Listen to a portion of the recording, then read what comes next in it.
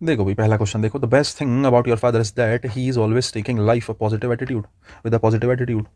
भाई तुम्हें क्या सिखाया है? ऑलवेज दिखाता है फ्रीक्वेंसी, और वो सारे शब्द जो फ्रीक्वेंसी दिखाते हैं जनरली उनके साथ वर्ब की फर्स्ट फॉर्म का यूज़ करते हैं। ऑलवेज किसको दिखाता है? फ्रीक्वेंसी को दिखाता है। वो शब्द जो जनरली फ्रीक्वेंसी दिखाते हैं, फ्रीक्वेंसी मतलब किसी काम का बार बार होना, बार बार होना मतलब वर्ब की कौन सी form? First form. Present indefinite का यूज़ करोगे, प्रेजेंट इंडेफिनिट का यूज़ करोगे तो इज टेकिंग गलत है, ही ऑलवेज टेकिंग किया क्या कर दो? टेक्स कर दो। यहाँ से क्या सीखोगे? फ्रीक्वेंसी दिखाने वाले शब्दों के साथ वर्ब की फर्स्ट फॉर्म का यूज़ किया जाता है। और इसके अलावा क्या यूज़ कर सकते हो? मतलब जैसे ओकेशनली आ जाए, एवरी प्लस टाइम एक्सप्रेशन आ जाए, every day, every minute, every hour आ जाए, यूनिवर्सल ट्रूथ कोई आ जाए, ठीक है नहीं, कोई साइंटिफिक फैक्ट हो, कोई मैथमेटिकल फैक्ट हो, कोई साइकोलॉजिकल फैक्ट हो, कोई फिलोसफिकल फैक्ट हो। उसके अलावा ओकेशनली आ जाए, है ना, यूजुअली आ जाए, ऑलवेज आ जाए, या फिर सेमी निगेटिव वर्ड्स जैसे रेयरली, बेयरली, सेल्डम, है ना, हार्डली, स्कार्सली, बेयरली, ये शब्द अगर आ जाए, इन सभी के साथ जनरली वर्ब की कौन सी फॉर्म आती है? फर्स्ट फॉर्म आती है। मैंने आपको क्लास में लिखवाया है, अभी मैंने बोल के थोड़ा सा रिवाइज करा दी जिससे आपको थोड़ा सा ध्यान रहे, ठीक है साहब। और इसलिए आपने गलती करेंगे सी फॉर कैट में, और टेकिंग की जगह टेक्स आएगा। नेक्स्ट देखो, क्वेश्चन नंबर 2 देखो, मैंने कहा you are coming so late sometimes, है ना। अब देखो समटाइम्स कह रहे हो तुम, समटाइम्स मतलब फ्रीक्वेंसी, एक बार नहीं बार बार, और बहुत बार तो यू आर कमिंग नहीं, यू कम। वर्ब की कौन सी फॉर्म? First form. किसको दिखा रहे हो? समटाइम्स मतलब बहुत बार तुम क्या आते हो? लेट आते हो। It becomes very difficult for me to manage such a huge number of student. कह रहा मेरे लिए बड़ा मुश्किल हो जाता है बहुत से इतने सारे स्टूडेंट्स को मैनेज कर पाना। और समटाइम्स आया है, और समटाइम्स आया है तो वर्ब की कौन सी फॉर्म आएगी? फर्स्ट फॉर्म आएगी, फ्रीक्वेंसी दिखा रहे हो। नेक्स्ट देखो, क्वेश्चन नंबर 3, आपने कहा I go to the office only twice a week. देखो अगर सेंटेंस इतना होता ना तो ठीक था, I go to office only twice a week, कि वो ऑफिस जो है ट्वाइस अ वीक जाता है। सप्ताह में कितने दिन जाता है? ट्वाइस अ वीक, 2 ही दिन जाता है। वो ऑफिस केवल कितने दिन जाता है? वो ऑफिस केवल 2 दिन जाता है। एक रही बात। दूसरी बात मैं कहना चाह रहा हूँ, लेकिन इन्होंने साइड में क्या लगा दिया? दीज डेज, है ना, इन्होंने दीज डेज लगा दिया। दीज डेज मतलब क्या है? इन दिनों। दीज डेज है इन दिनों। अब दीज डेज मतलब आजकल। अब तुम कह रहे हो कि आजकल मैं ऑफिस कितने दिन जाता हूँ? सप्ताह में 2 दिन जाता हूँ। लेकिन क्या ये चीज़ हमेशा है? अगर ये हमेशा होती ना बच्चे, तो सेंटेंस इतना ही होता। तुमने यहाँ पे दीज डेज लिखा है, वो दीज डेज इसी बात को बता रहा है कि ये परमानेंट एक्शन नहीं है। आजकल वो 2 दिन जा रहा है सप्ताह में, जनरली ऐसा नहीं होता, केवल आजकल वो 2 दिन जा रहा है। और अगर वो केवल आजकल 2 दिन जा रहा है तो यहाँ से तुम समझ सकते हो कि भाई ये जो है टेम्परेरी एक्शन है। दीज डेज को देख के क्या समझ में आएगा? टेम्परेरी एक्शन है। और टेम्परेरी एक्शंस को दिखाने के लिए वर्ब की कौन सी फॉर्म आती है? एनजी फॉर्म आती है। अब देख लो टेम्परेरी एक्शन कैसा है, प्रेजेंट का है, पास्ट का है। देखो सेंटेंस में, आई गो टू ऑफिस, है ना, दीज डेज इन दोनों, मतलब प्रेजेंट की ही बात चल रही है। तो आई, क्या कहोगे? I am going to the office. These days कहीं भी आ जाए तो समझ लो कंटिन्यूस टेंस आएगा भाई। प्रेजेंट कंटिन्यूस जनरली आता है दीज डेज के साथ। क्यों आता है? क्योंकि दीज डेज दिखाता है आजकल। जैसा मैं तुमसे पूछूं आजकल क्या कर रहे हो भाई, बोले these days I am playing hockey, क्या आजकल मैं हॉकी खेल रहा हूँ और कुछ नहीं कर रहा हूँ। लेकिन इसका मतलब क्या ये है कि वो हमेशा हॉकी खेलता है? नहीं, लेकिन आजकल हॉकी खेल रहा है। तो दीज डेज अगर लग जाए तो कंटिन्यूस टेंस का यूज करोगे। सिंपल सी बात है, ध्यान रखने की, ठीक है। नेक्स्ट देखो, नंबर 4 कह रहा है कि my mother goes out for morning walk every day because the doctor has advised her to do so if she really wants to get well soon. ओहो भाई, बढ़िया तगड़ा सेंटेंस आ गया नंबर 4। क्या? देखो एक सिचुएशन ये है कि जहाँ पे गोज टू की जगह गोइंग आउट आएगा। पहली बात तो एक चीज़ है, पूछो, देखो एवरी डे आया है, मैंने आपको सिखाया एवरी के साथ, कहीं भी एवरी आ जाए तो मैंने आपको सिखाया एवरी के साथ वर्ब की कौन सी फॉर्म आती है? एवरी के साथ वर्ब की फर्स्ट फॉर्म आती है। Every plus time expression, every day, every year, सबके साथ वर्ब की कौन सी फॉर्म आती है? फर्स्ट फॉर्म आती है। अगर ये सेंटेंस इतना ही होता ना बच्चे तो ये बिल्कुल ठीक था। माई mother goes out for morning walk every day. हालांकि तुम्हारे लेवल का सेंटेंस है नहीं है, मतलब तुम्हारे एग्जाम लायक नहीं है सेंटेंस, बहुत बहुत टैप्ट हो गई सेंटेंस में, समझ रहे हो। लेकिन आ गया है तो समझा देते हैं, है ना, क्या ही दिक्कत है? अगर आ गया है तो समझा देते हैं, ठीक है नहीं। तो अब देखो, मैं कह रहा था एवरी डे के साथ वर्ब की फर्स्ट फॉर्म आती है, गोज वर्ब की फर्स्ट फॉर्म है, बात बिल्कुल ठीक है। लेकिन सेंटेंस में आगे लिखा है because the doctor had advised him, कि भाई कोई काम डेली हो रहा है लेकिन किसी कारण से हो रहा है, उसके पीछे कोई रीजन है ना, कि भाई because the doctor had advised him, क्योंकि डॉक्टर ने उसको सलाह दी है, समझ रहे हो नहीं।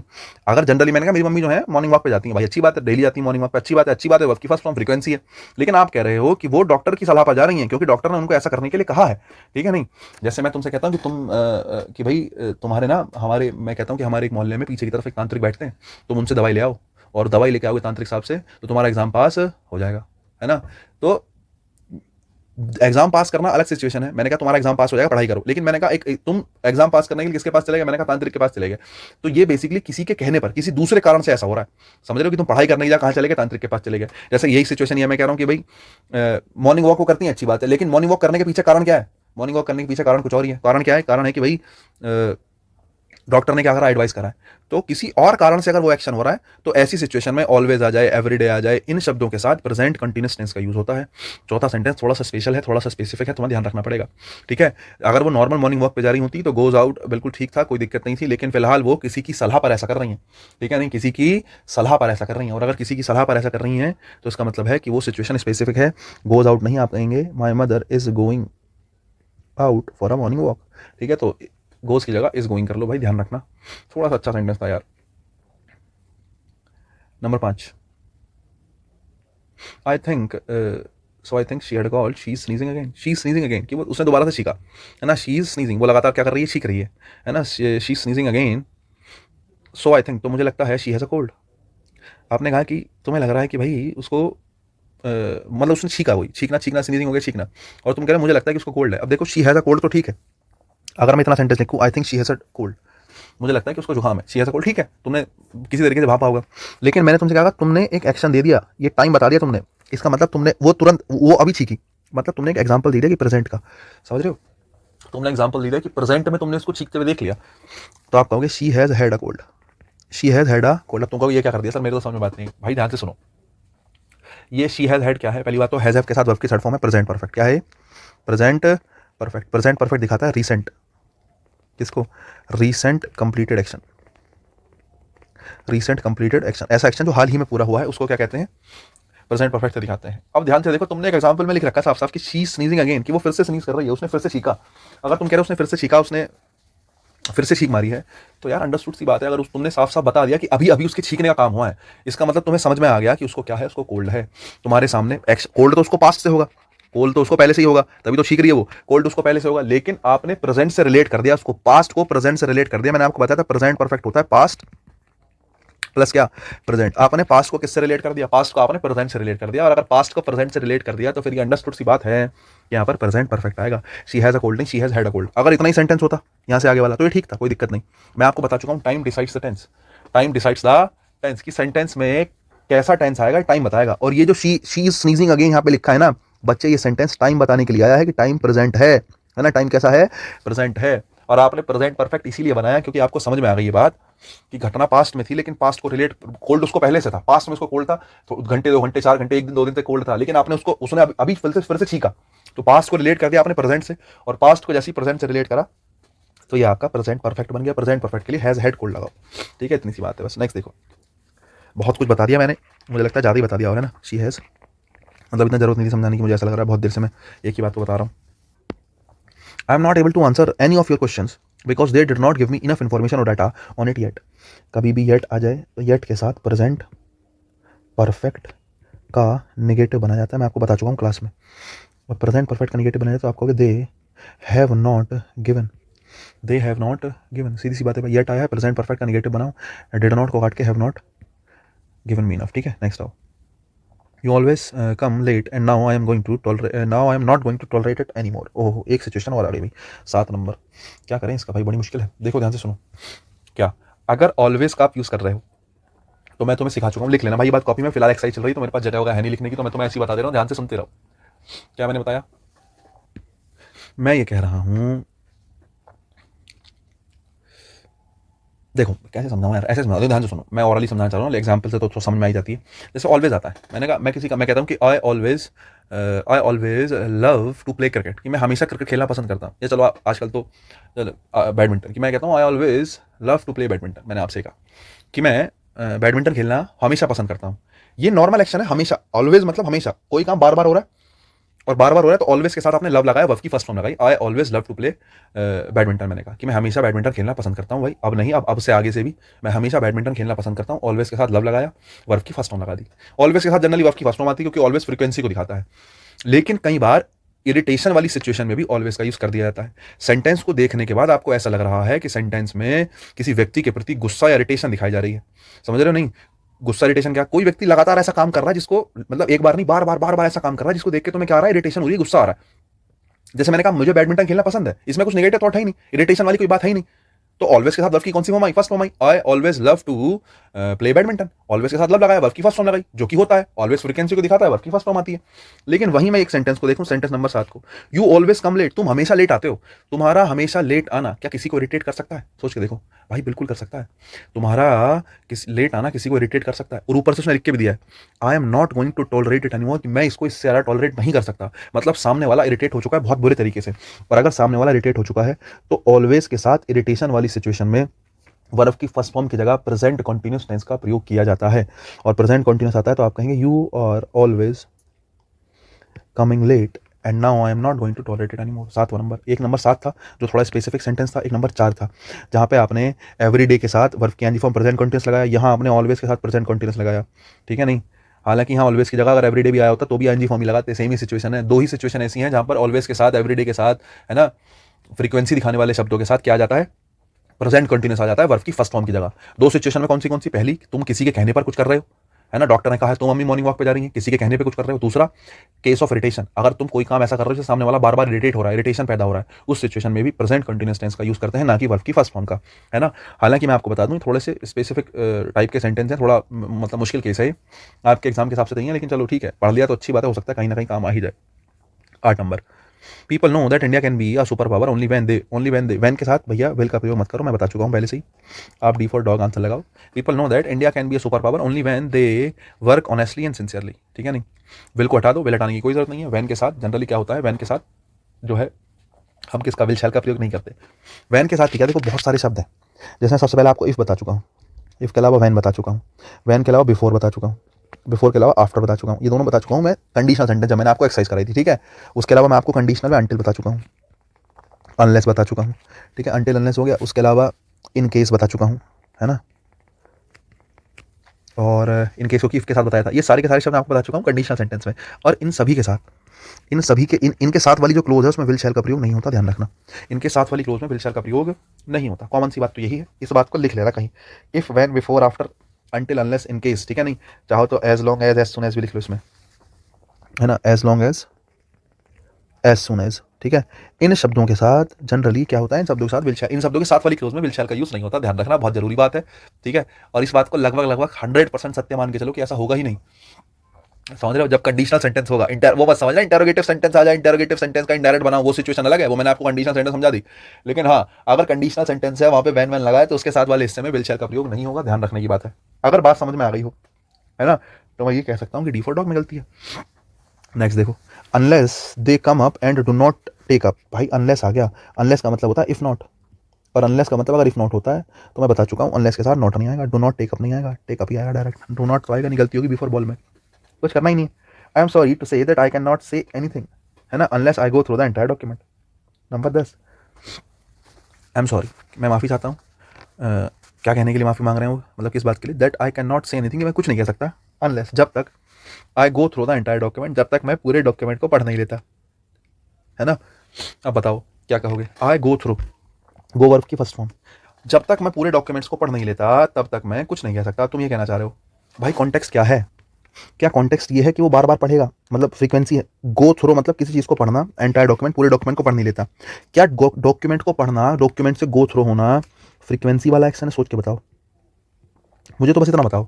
आई go through the entire document, जब तक मैं पूरे डॉक्यूमेंट से गो थ्रू नहीं हो जाता, मतलब उसको पढ़ नहीं लेता, मैं तब तक कुछ नहीं कह सकता, वो ये कह रहा है, और मैं इस बात के लिए माफ़ी चाहता हूँ। भाई गो थ्रू होने का मतलब वर्ब की फर्स्ट फॉर्म, मतलब आई गो थ्रू मतलब मैं बार बार किसी चीज को पढ़ रहा हूँ। गो थ्रू मतलब एक बार, दो बार, गो का मतलब वर्ब की फर्स्ट फॉर्म, वर्ब की फर्स्ट फॉर्म मतलब फ्रीक्वेंसी।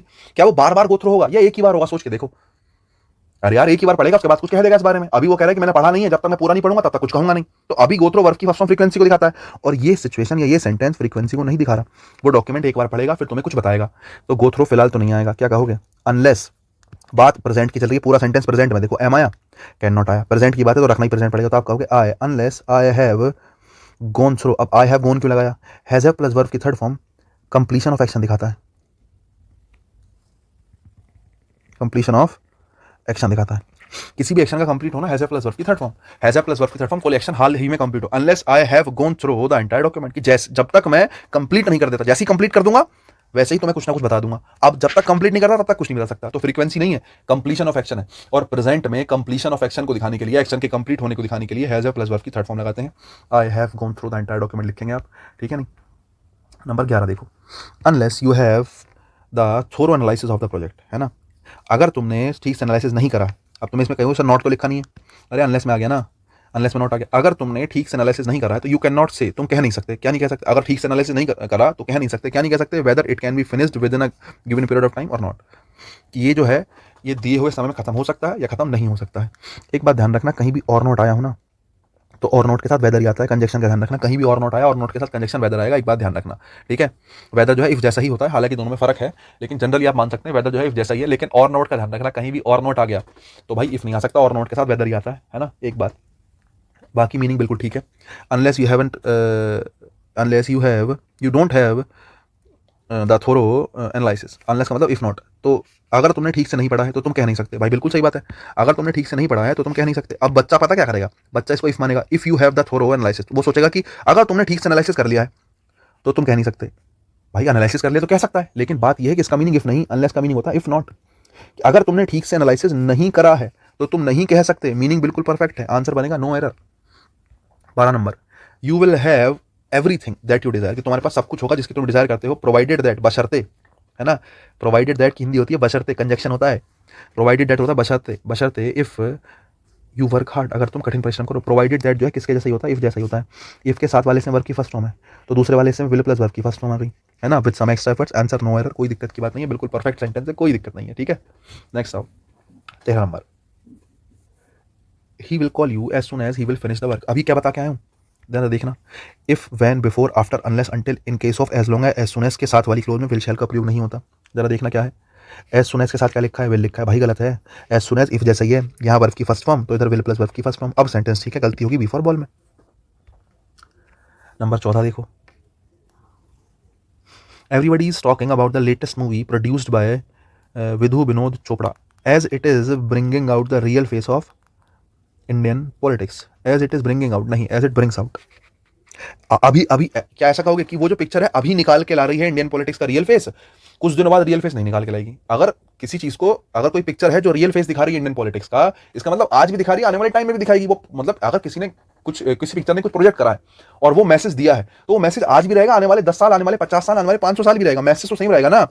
तो इसको आईएनजी में नहीं रख सकते, इस ब्रिंगिंग का मतलब है अभी लेके आ रही है रियल फेस, कुछ दिनों बाद लेके नहीं आएगी, ना ना ना ना, इट ब्रिंग्स आउट, क्योंकि ये लेकर आती है रियल फेस इंडियन पॉलिटिक्स का बाहर, ठीक है, नहीं ये एग्जैक्ट रियल फेस दिखा रही है, ये कहना चाह रहे हो, ठीक है। नेक्स्ट देखो, there are a number of books on history, 15 number, देखो अगर तुम समझदार हो तो तुम्हें एक बात मैंने बताई थी, आ नंबर ऑफ के साथ प्लूरल नाउन, प्लूरल वर्ब आती है, आ नंबर ऑफ प्लूरल होता है, उसके साथ प्लूरल वर्ब आती है, देखो आ रहा है, बिल्कुल सही है ना, आ नंबर ऑफ आ जाए तो कान खड़े हो जाने चाहिए कि आ नंबर ऑफ के साथ क्या लगाऊं, सिंगुलर लगाऊं प्लूरल लगाऊं, तो आ नंबर ऑफ के साथ प्लूरल आता है, द नंबर ऑफ के साथ सिंगुलर आता है, आ नंबर ऑफ के साथ आ रहा है, हमने पढ़ा है, सही आया बिल्कुल।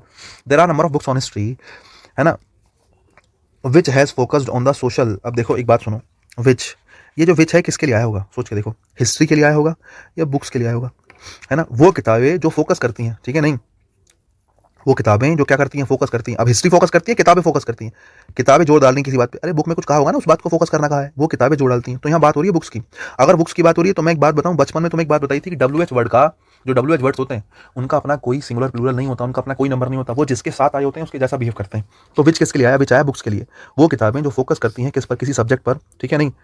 अब देखो किताबों की बात चल रही है, बुक्स प्लूरल है तो हैज़ नहीं, किसका यूज करोगे, हैव का, which have focused on, 15 number में हैज़ की जगह किसका यूज करोगे, हैव का, which have focused on the social scourge or that has been coming down for ages in India, ठीक है।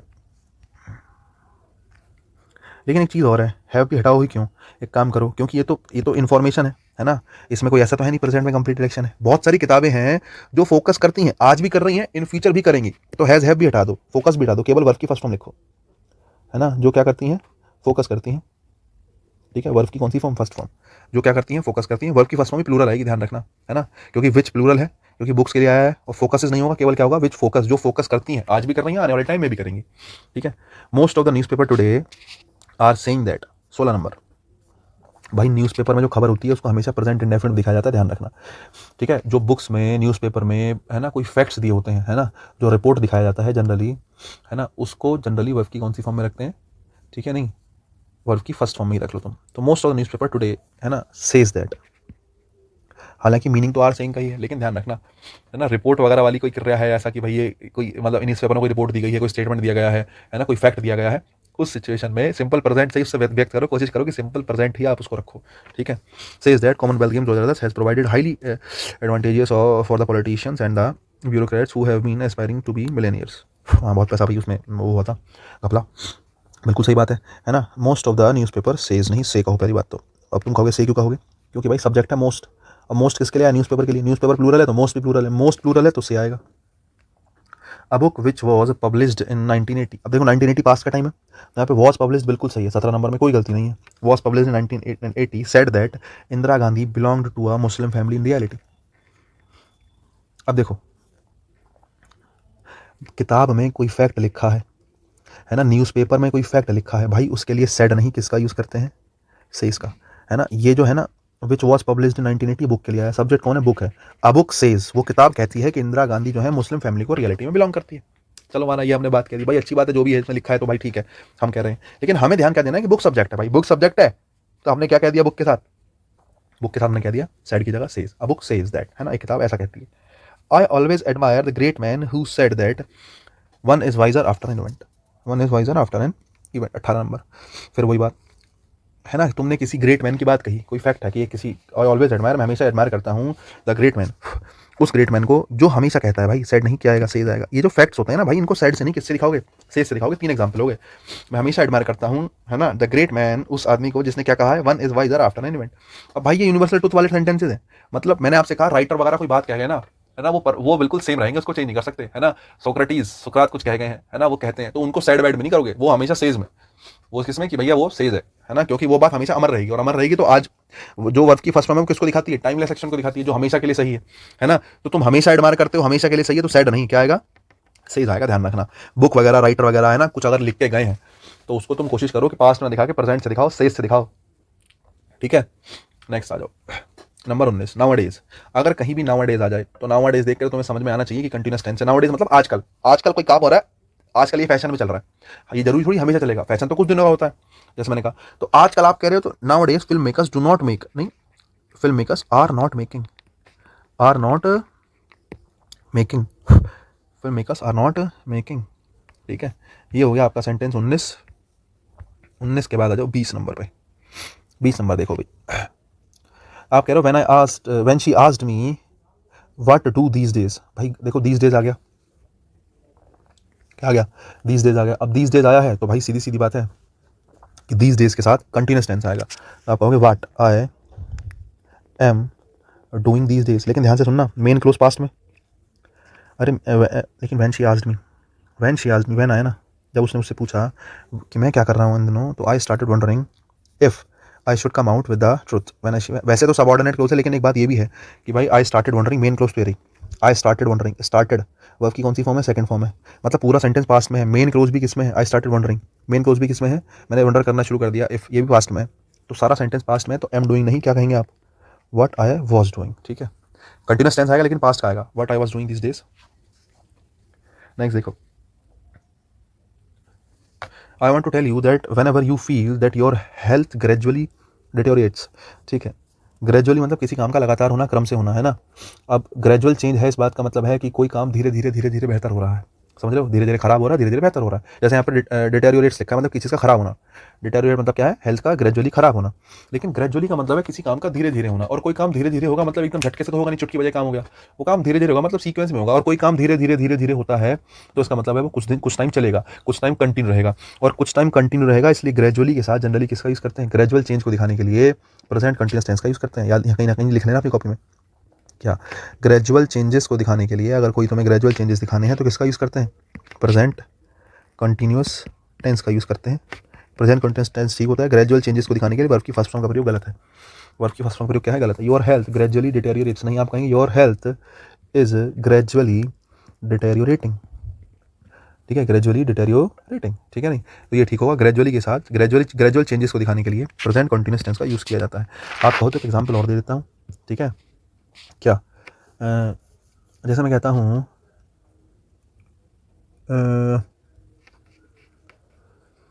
जैसे मैं तुम्हें कह रहा हूँ कि your English is getting better, and better, कि तुम्हारी जो इंग्लिश है वो लगातार क्या हो रही है, बेटर एंड बेटर मतलब सुधर रही है।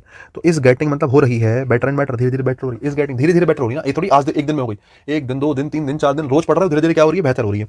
तो ग्रेजुअल चेंजेस को दिखाने के लिए वर्ब की कौन सी फॉर्म, एनजी फॉर्म का यूज करते हैं, यही मैं सिखाना चाह रहा था, और इसलिए इज डिटेरियोरेटिंग आप कहेंगे, ठीक है। नहीं, नेक्स्ट आ जाओ। नंबर 22 देखो, 22 नंबर कहता है he is very glad to know that the number of customers in the bank increases every day, ठीक है। नहीं भाई बिल्कुल सही है। देखो सब्जेक्ट है द नंबर ऑफ के साथ सिंगल वर्ब आती है तो इंक्रीज आया, एवरी डे भी फ्रीक्वेंसी को दिखाता है तो वर्ब की एवरी डे के साथ फर्स्ट फॉर्म आती है। 22 नंबर बिल्कुल सही बात है, ठीक है। नहीं, आगे देखो, and it is a good sign for its better prospect, क्योंकि ये बड़ा अच्छी बात है कि वो बड़ा खुश है इस बात को जान के कि the number of customers in the bank लगातार बढ़ रहे हैं प्रतिदिन, ठीक है। नहीं, and it is good sign for its better prospect, भाई अच्छा सिंबल है। अब बताओ क्या करेंगे, बताओ जल्दी। तुमने तो ये सीखा है कि एवरी डे, तुमने ये सीखा है कि भाई एवरी प्लस टाइम एक्सप्रेशन के साथ वर्ब की फर्स्ट फॉर्म आती है, बोले बात तो ठीक है, लेकिन ये तो सोचो कि क्या ये लगातार परिवर्तन को दिखा रहा है, क्या लगातार विकास को दिखा रहा है, क्या लगातार बढ़ोतरी को दिखा रहा है। आपने कहा number of customers in the bank increasing every day, मतलब रोज रोज रोज बढ़ रहे हैं, आज 2 है, कल 4, फिर 5, फिर 8, फिर 10, फिर 15। क्या ये सेंटेंस में ग्रेजुअल चेंज नहीं दिख रहा तुम्हें देखने में, सोच के बताओ, खुद सोचो। मैं तो बता दूंगा, मैं तो कह दूंगा ऐसा है, लेकिन तुम खुद सोचो। अगर बैंक में कस्टमर बढ़ रहे हैं तो बैंक में कस्टमर का बढ़ना क्या ग्रेजुअल चेंज नहीं है, क्या धीरे धीरे बढ़ने होंगे, या एक दिन आज 0 थे कल को एकदम 1000 आ जाएंगे, नहीं, 1 होगा, 2 होगा, 10 होंगे, 20 होंगे, 50 होंगे, 100 होंगे, फिर उसके बाद 150, 200, 500, 1000, है ना, लगातार बढ़ रहे हैं, एवरीडे मतलब रोज बढ़ रहे हैं कस्टमर, मतलब ग्रेजुअल चेंज है, और ग्रेजुअल चेंज है तो बेटा आईएनजी फॉर्म लगानी पड़ेगी। इन द बैंक इज, और आप कहेंगे is increasing, he is very glad to know that number of customers in the bank is increasing every day. तुमको इसको लगाया भाई, द नंबर ऑफ के साथ सिंगल वर्ब आती है इसलिए इस लगाया, और इस हमारे साथ आईएनजी फॉर्म इंक्रीजिंग लगा दी, ठीक है। ग्रेजुअल चेंज है इसलिए इस हमारे के साथ आईएनजी फॉर्म। नेक्स्ट देखो 23 नंबर,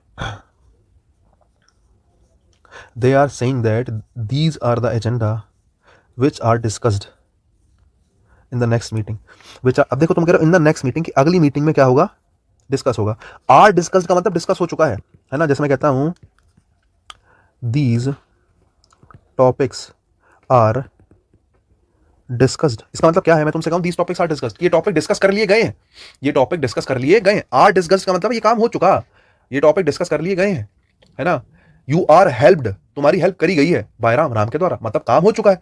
तो आप कह रहे हो आर डिस्कस, ये डिस्कस करे गए, आपने कहा इन द नेक्स्ट मीटिंग, कब, नेक्स्ट मीटिंग में।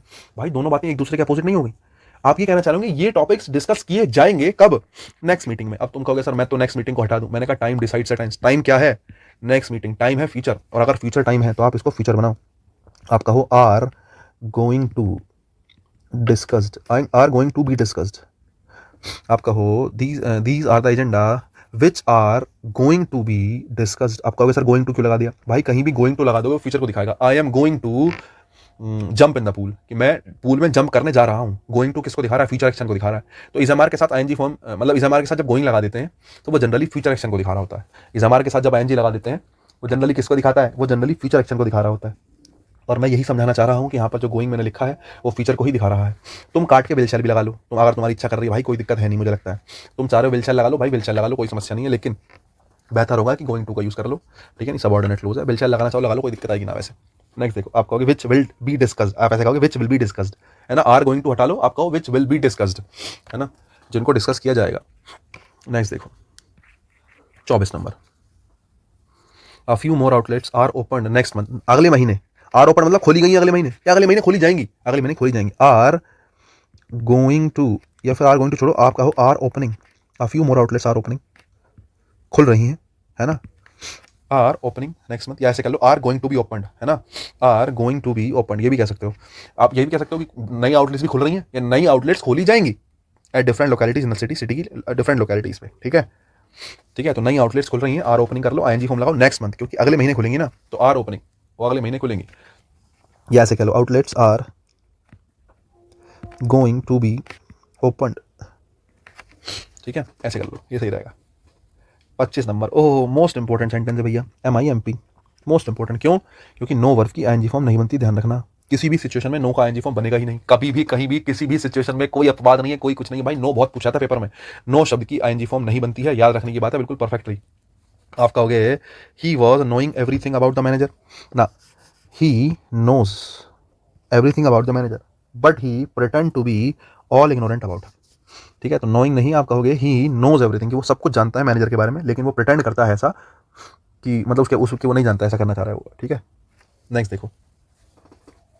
अब देखो एक चीज़ और है, अगर तुम नहीं समझ पा रहे, मैं 24 नंबर में तो बताऊँ, मैंने यहाँ पे इस एमआर के साथ एनजी फॉर्म क्यों लगा दिया।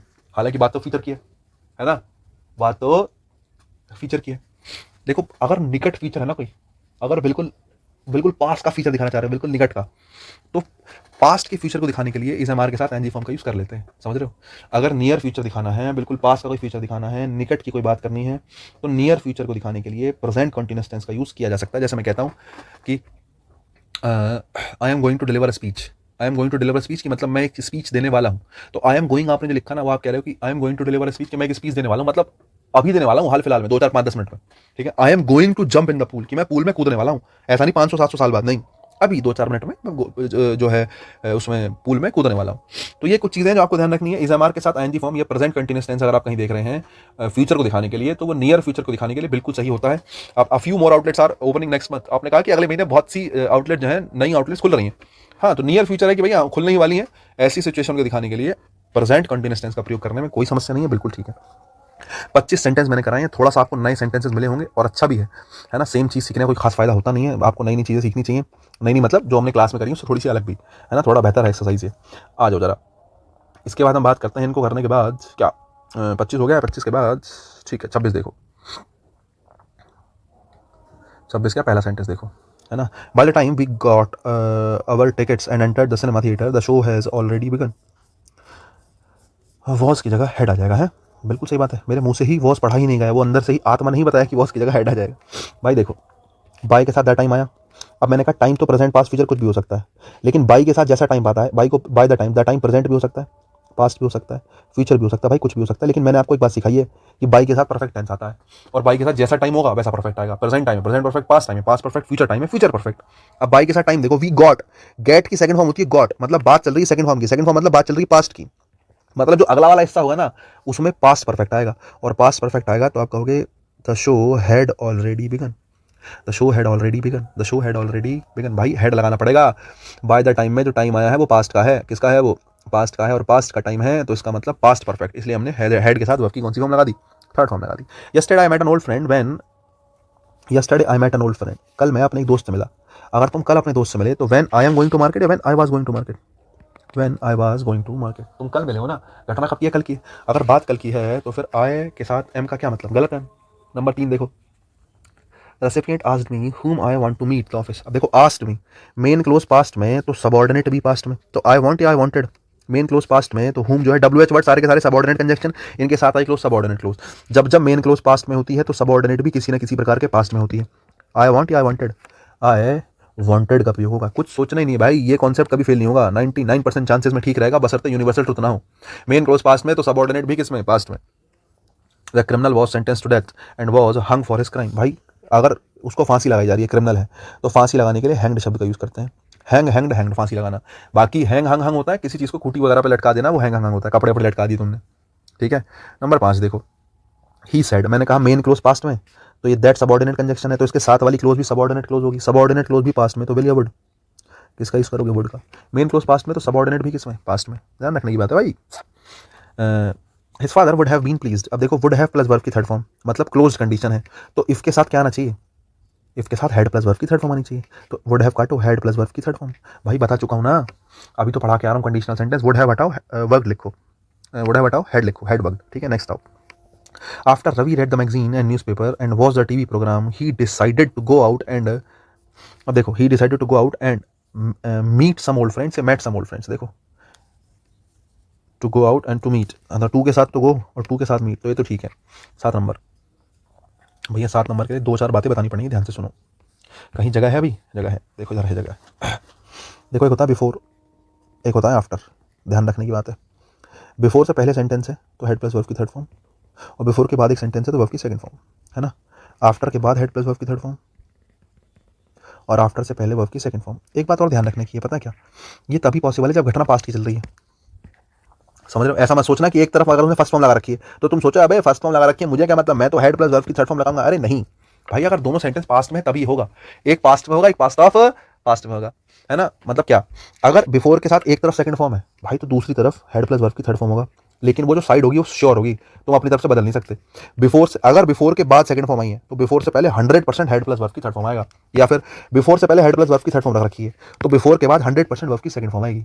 सेम सिचुएशन आफ्टर के साथ है। अगर तुमने आफ्टर से पहले वर्ब की सेकंड फॉर्म रखा देखा तो तुम्हें ये बात बिल्कुल श्योर होनी चाहिए कि आफ्टर के बाद जो सेंटेंस होगा उसमें हेड प्लस वर्ब की थर्ड फॉर्म होगी।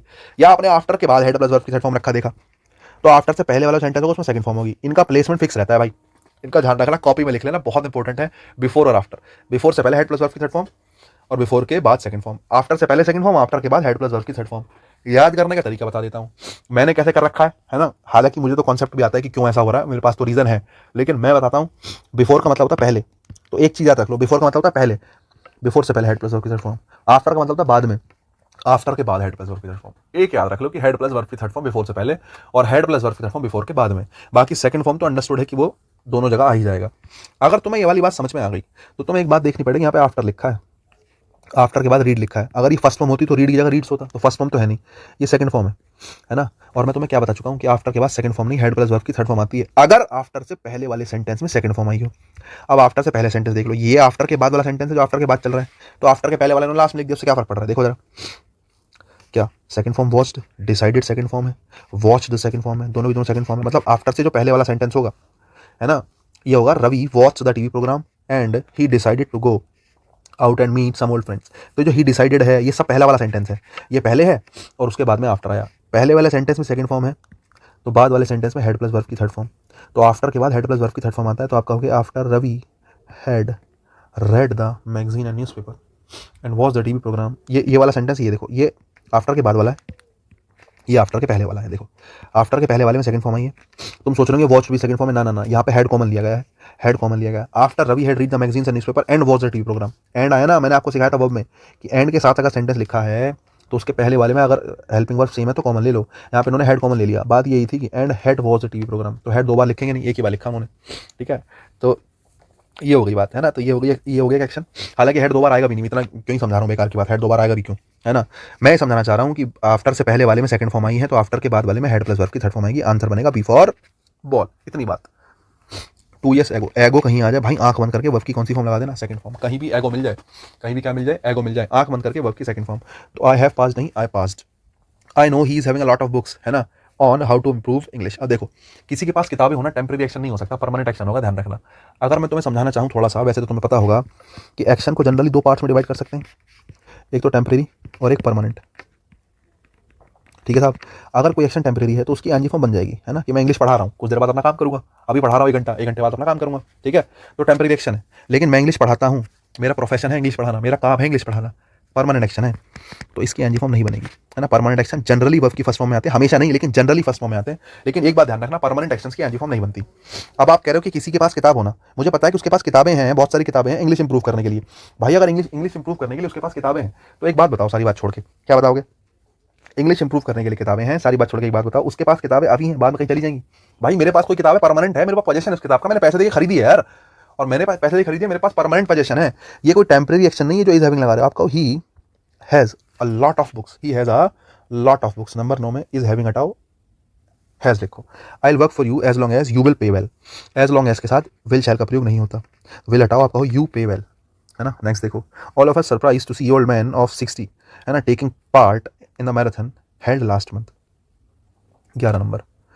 ऑल ऑफ अस सरप्राइज्ड, भाई एक बात सुनो, ऑल ऑफ अस सरप्राइज्ड, अब देखो सरप्राइज होती है ट्रांजिटिव वर्ब, हम सब के सब ने सरप्राइज कर दिया। ऑल, जैसे हमारा सेंटेंस देता है all of us surprised Ram, हम सब ने मिलकर किसको सरप्राइज कर दिया, हम सब ने मिलकर सरप्राइज करा किसको, राम को। तो सरप्राइज ट्रांजिटिव वर्ब है, इसका ऑब्जेक्ट कौन है, बोले साहब राम है, तो all of us surprised Ram, है ना। लेकिन सेंटेंस तो पढ़ो, ऑल ऑफ अस सरप्राइज, पहली बात तो सरप्राइज ट्रांजिटिव वर्ब है और इसके पास ऑब्जेक्ट नहीं रखा, तो तुम्हारे दिमाग तुरंत खड़े हो जाने चाहिए कि यार ये क्या कह रहा है।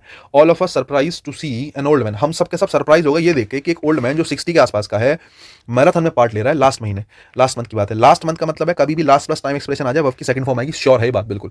कभी भी लास्ट प्लस टाइम एक्सप्रेशन आ जाए वर्ब की कौन सी फॉर्म आएगी, सेकंड फॉर्म आएगी, बात श्योर है। अगर लास्ट प्लस टाइम एक्सप्रेशन आए वर्ब की सेकंड फॉर्म आएगी तो आप कहोगे सर सेकंड फॉर्म तो आई है, भाई सेकंड फॉर्म तो आई है, लेकिन हम सब ने सरप्राइज किया है, हम सब सरप्राइज हुए हैं। All of us are surprised by seeing an old man, एक ओल्ड मैन को देख के हम सरप्राइज हुए हैं। भाई ये सेंटेंस एक्टिव नहीं है, पैसिव सेंटेंस है। आप कहोगे all of us was surprise, लेकिन ऑल ऑफ अस लिख रहे हो, ठीक है नहीं, तो वॉज नहीं were, all of us were surprise, हम सब के सब सरप्राइज्ड थे, समझ रहे हो नहीं, हम सब के सब क्या थे, सरप्राइज थे, हमने सरप्राइज करा नहीं है, हम सब के सब क्या थे, सरप्राइज थे। अगर मैं कहता हूँ आई सरप्राइज्ड, तो मतलब मैंने सरप्राइज करा नहीं, आई सरप्राइज यू, अब मतलब है मैंने सरप्राइज करा और तुमने मुझे कर दिया, तो कहोगे आई वॉज सरप्राइज्ड, ठीक है, I was surprised bye you. तो मुझे सरप्राइज करा गया, किसने करा, ओल्ड मैन ने करा, है ना, उसको देखा हमने, तो all of us were surprise, भाई पैसे मीनिंग है, कभी तुम एक्टिव रख दो, बाकी लास्ट के साथ, लास्ट प्लस टाइम एक्सप्रेशन के साथ वर्ब की सेकंड फॉर्म आती है, या मतलब पास्ट टेंस आता है, ये बात तो क्लियर है, इसमें कोई दिक्कत की बात नहीं। व्हेन आई वेंट देयर, जब मैं वहां पे गया, जब तुम वहां पे गए, वेंट वर्ब की सेकंड फॉर्म, जब तुम वहां पे गए, तो चार्ली खेल रहा है, चार्ली खेल रहा था, चार्ली इज वॉज प्लेइंग, है ना। नेक्स्ट देखो, इफ इट स्नोड टुमारो, है ना, वी विल गो स्केटिंग, अगर कल जो है स्नो पड़ती है तो हम स्केटिंग के लिए जाएंगे। अब भाई एक बात बताओ, अगर कल स्नो पड़ती है, टुमारो कल पड़ेगी, तुमने पास्ट कैसे लगा दिया, पास्ट तो गलत है, अब तुम कहोगे सर यहाँ पे विल लगा दूं, इफ इट विल टुमारो के लिए स्नो लगा दूं, विल सुनो, लेकिन एक बात बताओ, अगले वाले हिस्से में विल शैल प्लस वर्ब की फर्स्ट फॉर्म आ गई, बोले सर आ गई, तो इफ वाले हिस्से में विल आ सकता है, इफ वाले हिस्से में विल नहीं आ सकता, तो भाई विल मत लगाओ, डायरेक्ट वर्ब की फर्स्ट फॉर्म लगाओ, वर्ब की फर्स्ट फॉर्म किसको दिखाएगी, snow, if it snows tomorrow. अब तुम कहोगे सर मैं तो फ्यूचर टुमारो आया फ्यूचर ना लगाऊं, भाई वो वर्ब की फर्स्ट फॉर्म फ्यूचर को दिखा रही है, जो यहाँ पे वर्ब की फर्स्ट फॉर्म है वो फ्यूचर को ही दिखा रही है फिलहाल, वैसे प्रेजेंट को दिखा रही है, लेकिन जेन्युइनली देखो तो वो प्रेजेंट, तुमने कहा प्रेजेंट है लेकिन एक्शन फ्यूचर में ही होगा। इफ इट स्नोज टुमारो, अगर कल जो है स्नो पड़ती है, पड़ भी सकती है नहीं भी पड़ सकती, ओपन कंडीशन है, ओपन कंडीशन में दोनों रिजल्ट होते हैं, हो सकता है एक्शन हो सकता है एक्शन ना हो, तो दोनों ही बातें, हो सकता है बर्फ पड़े, हो सकता है बर्फ ना पड़े, दोनों ही बातें ठीक है। वो ये कह रहा है इफ इट स्नोज टुमारो, बाकी यहाँ पे तुम विल शैल नहीं लगा सकते, भले से टुमारो लिखा है, क्यों, क्योंकि सेंटेंस में इफ लग रहा है, इफ मतलब सबऑर्डिनेट कंजंक्शन, सबऑर्डिनेट कंजंक्शन है तो तुम्हें बता चुका हूं, सबऑर्डिनेट क्लोज में जनरली विल शैल का प्रयोग नहीं होता, फ्यूचर को दिखाने के लिए भी वर्ब की कौन सी फॉर्म लगाओगे, फर्स्ट फॉर्म लगाओगे, बाकी मीनिंग निकाल लो, वर्ब की फर्स्ट फॉर्म भी फ्यूचर का मीनिंग देगी। इफ इट स्नोज टुमारो, अगर कल जो है स्नो पड़ती है तो वी विल गो स्केटिंग, हम स्केटिंग के लिए जाएंगे, तो कल स्नो अगर पड़ती है, जैसे मैं तुम मुझे खून दोगे मैं तुम्हें आजादी दूंगा, दोनों में गागी गया आया, लेकिन सेंटेंस जब बनाएंगे इंग्लिश में तो क्या लिखेंगे, if you give me blood, will give नहीं लिखेंगे, if you give me blood I will give you freedom, तो आई विल गिव यू में विल आया, लेकिन इफ यू गिव मी में विल नहीं लगाया आपने, क्यों, क्योंकि दोनों इसमें विल आ ही नहीं सकता, इफ के साथ विल लगा नहीं सकते, इसलिए यहाँ पे विल तो आएगा नहीं, लेकिन वर्ब की कौन सी फॉर्म आ जाएगी, फर्स्ट फॉर्म। अब तुम अगर सर सेकंड फॉर्म क्यों गलत है, अरे सेकंड फॉर्म तो अनरियल हो जाएगी ना, तुम्हें तो रियल सिचुएशन दिखानी है, तो स्नो हटाओ, वर्ब की फर्स्ट फॉर्म स्नो लिखो। दूसरी बात 14 नंबर में आई के साथ वुड नहीं, सॉरी इफ के साथ वुड नहीं आता, भाई गलत है। 14 का इफ और एप्पल कर लो, 14 का क्या कर लो, इफ और एप्पल कर लो। 15 देखो जरा, the unreasonable behaviour of his daughter was thoroughly upset mister Gupta, भाई 15 नंबर क्या कहोगे, अपसेट हूम, किसको अपसेट कर दिया, मिस्टर गुप्ता को, है ना, अपसेट किसको कर दिया, मिस्टर गुप्ता को, मतलब उसकी अनरीजनेबल बिहेवियर ने अपसेट कर दिया मिस्टर गुप्ता को, तो भाई ऑब्जेक्ट तो तुम्हारे पास रखा है, अगर ऑब्जेक्ट तुम्हारे पास रखा है तो पैसिव वॉइस कैसे हो जाएगा, वॉज वर्ग के साथ तुमने थर्ड फॉर्म लगाई अपसेट, ठीक है नहीं, वॉज वर्ग के साथ तुम क्या लगा रहे हो, बोले अपसेट लगा रहे हो। अब मुझे 15 नंबर में ये बताओ, सेंटेंस पैसिव एक्टिव है, सेंटेंस तो एक्टिव वॉइस है, क्योंकि अपसेट किसको करा, मिस्टर गुप्ता को, ऑब्जेक्ट तुम्हारे पास रखा है, अगर वर्ब के पास ऑब्जेक्ट रखा है तो सेंटेंस पैसिव वॉइस हो नहीं सकता, अगर पैसिव वॉइस नहीं हो सकता तो वॉज वर्ग के साथ थर्ड फॉर्म मत लगाओ भाई, ऐसी लगाओ केवल, है ना। Second form, the unreasonable behaviour of his daughter thoroughly upset mister Gupta, ये वर्ब की कौन सी फॉर्म है फिलहाल यहाँ, सेकंड फॉर्म है, ध्यान रखना, वॉज वर्ग की जरूरत नहीं है क्योंकि सेंटेंस पैसिव वॉइस में है ही नहीं, है ना, अपसेट कर दिया या अपसेट कराया गया, अपसेट कर दिया, कराया गया होता तो वो पैसिव वॉइस होता, ठीक है नहीं। नेक्स्ट देखो, it is in 1929 that we first flew, अब भाई 1929 पास्ट की बात है तो इट इज नहीं, इट वॉज, इट इज नहीं क्या, इट वॉज। 17 नंबर देखो,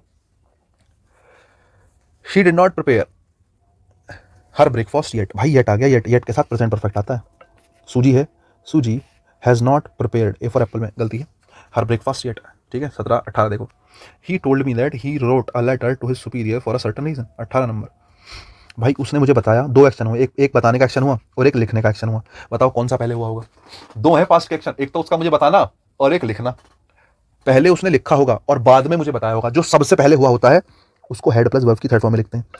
he told me that he had written a letter, ये हो गया पास्ट ऑफ पास्ट, अब मैंने आपको बताया पास्ट ऑफ पास्ट को रिलेट करने के लिए पास्ट चाहिए, देखो ये आ गया पास्ट, पहले उसने, सबसे पहले उसने क्या करा होगा, सबसे पहले उसने लिखा होगा, बाद में उसने बताया होगा, तो एक कम, सबसे पहले वाला हेड प्लस वर्ब की थर्ड फॉर्म, उसके बाद वाला वर्ब की कौन सी फॉर्म, सेकंड फॉर्म, और प्रेजेंट में बैठ के हम पढ़ रहे हैं, सबसे पीछे पास्ट ऑफ पास्ट आता है, उसके आगे पास्ट आता है और अब प्रेजेंट आता है, ठीक है।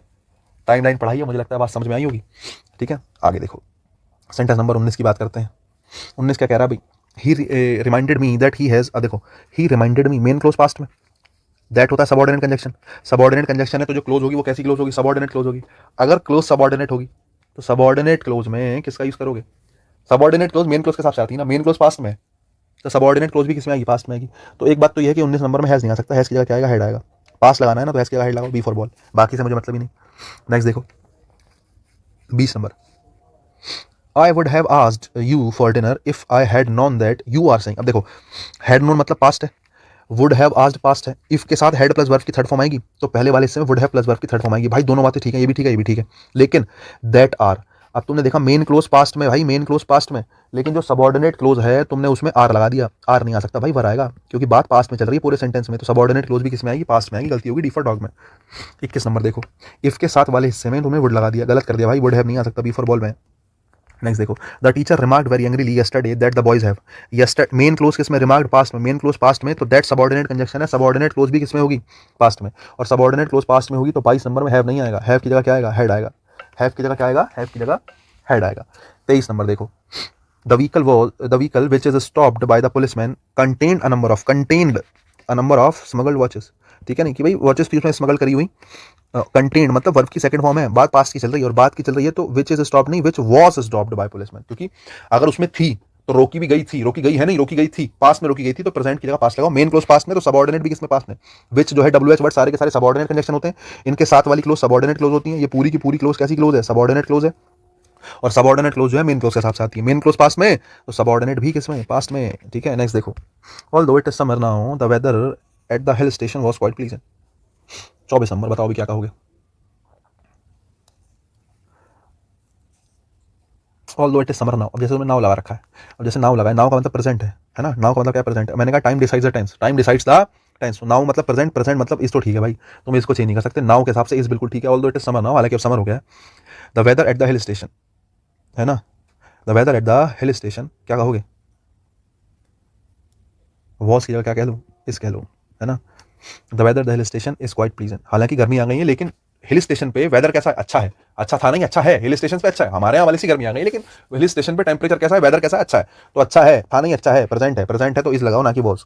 नेक्स्ट देखो, the lawyer asked me, lawyer ने मुझसे पूछा, भाई ध्यान से सुनना, लॉयर आस्क्ड मी मतलब सेंटेंस कैसा है, डायरेक्ट है इनडायरेक्ट है, सेंटेंस है इनडायरेक्ट, और अगर इनडायरेक्ट सेंटेंस है तो इनडायरेक्ट सेंटेंस कभी भी इंटरोगेटिव नहीं होता, इंटरोगेटिव का मतलब है सब्जेक्ट से पहले हेल्पिंग वर्ब, भाई ये गलत आया है, वेदर हैड आई नहीं, वेदर आई हैड, ये बात तुम ध्यान रख लो, अभी मैं डायरेक्ट इनडायरेक्ट पढ़ाऊंगा तो मैं तुम्हें बता दूंगा हालांकि, लेकिन सबऑर्डिनेट क्लोजेस जो है वो इंटरोगेटिव नहीं हो सकती, सबऑर्डिनेट देखो ये वेयर वाली क्लोज कैसी क्लोज है, सबऑर्डिनेट क्लोज है, सबऑर्डिनेट क्लोज कभी भी इंटरोगेटिव हो नहीं सकती, क्यों नहीं हो सकती, क्योंकि सबऑर्डिनेट क्लोज जानकारी देने आती है, भाई सबऑर्डिनेट क्लोज का काम है जानकारी देना, समझे, जानकारी देना किसके बारे में, मेन क्लोज के बारे में, अगर तुम सबऑर्डिनेट क्लोज को इंटरोगेटिव बना दोगे, सब्जेक्ट से पहले हेल्पिंग और रख दोगे, इसका मतलब प्रश्न पूछा गया, सबऑर्डिनेट क्लोज का अपना कुछ वजूद ही नहीं है, और जिसका कोई वजूद नहीं है वो कभी प्रश्न नहीं पूछ सकता, है ना, जिसका कोई वजूद नहीं है वो क्वेश्चन पूछ नहीं सकता, इसी वजह से सबऑर्डिनेट क्लोजेस कभी भी इंटरोगेटिव नहीं बनती हैं, सबऑर्डिनेट क्लोजेस कभी भी इंटरोगेटिव नहीं बनती हैं, और यही कारण है कि हेड पहले नहीं आएगा, यही कारण है कि हेड पहले नहीं आएगा, हेड आएगा बाद में, where I had kept my clothes, where I had kept my clothes, ये रही कहानी।